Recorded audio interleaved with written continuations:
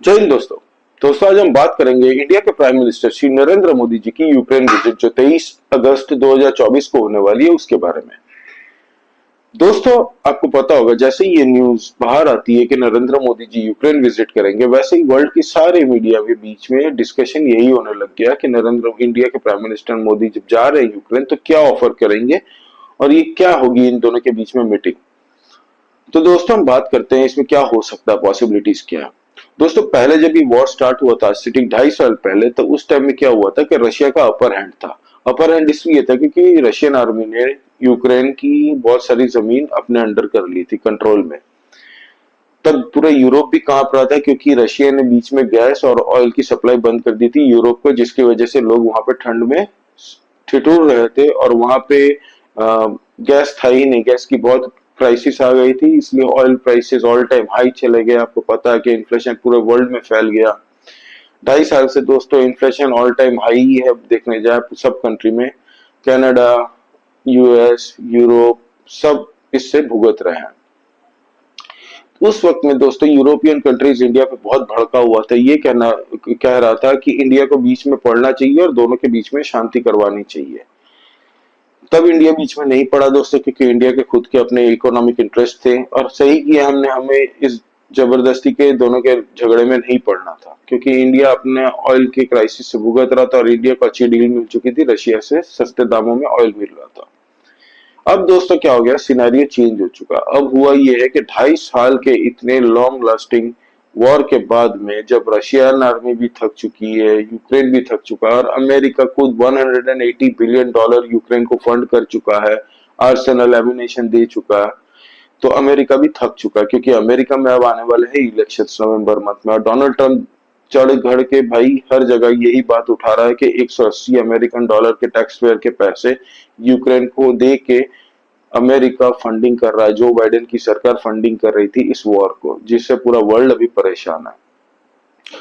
तो दोस्तों, जैसे ही अब वहां की एजेंसीज जो अमेरिका की है, आपको पता है कि यूरोपियन जो देश है वो भी अब थोड़ा थक गया है इससे, अमेरिका की बात वैसे नहीं सुन रहे। जैसे अमेरिका इसको फंडिंग किए जा रहा है यूक्रेन को, यूरोप थोड़ा दूरी रह रहा है, अब अपने आप को साइडलाइन कर रहा है।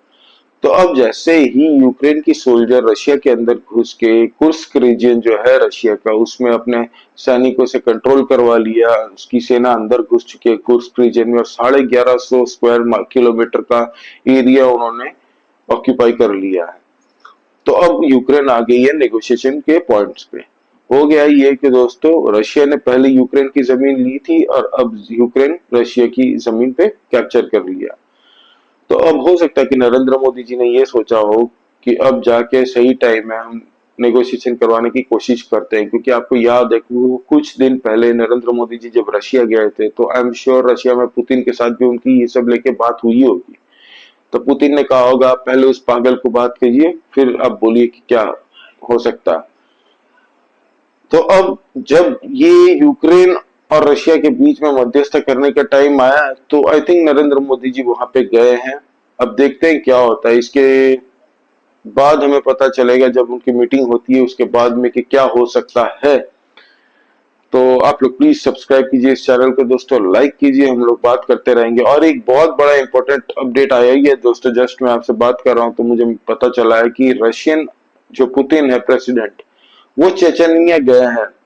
इस वक्त उनका ये चेचनिया का दौरा इतना इंपॉर्टेंट है दोस्तों कि चेचनिया की 47,000 जो मिलिट्री पर्सनल तैयार किए गए हैं चेचनिया में, वो रशिया की तरफ से लड़ने के लिए यूक्रेन के अगेंस्ट रेडी है और वो 2 से 3 दिन के अंदर चेचनिया मतलब यूक्रेन पे हमला करने के लिए तैयार है। अब दोस्तों चेचनिया की आर्मी जो है वो रूथलेस है, वो या तो मरती है या तो मारती है, इसके लिए वो जानी जाती है। अगर यूक्रेन की सेना घुसी है ना कुर्स्क रीजन में, तो दोस्तों चेचनिया की आर्मी को वो पीछे से जहां से वो घुसी है ना वही लॉक करवाई, वहीं से हमला करवाएगी अगर रशिया की देखे तो, और यूक्रेन की आर्मी रशिया के अंदर फंस जाएगी। अगर ऐसा होता है दोस्तों तो बहुत बड़ा लॉस होने वाला है यूक्रेन का। तो अब देखते हैं क्या होता है, कुछ अपडेट आती है तो मैं आपको इस बारे में बताता हूँ दोस्तों। आप लोग लाइक कीजिए इस वीडियो को और सब्सक्राइब कीजिए इस चैनल को। जय हिंद, वंदे मातरम।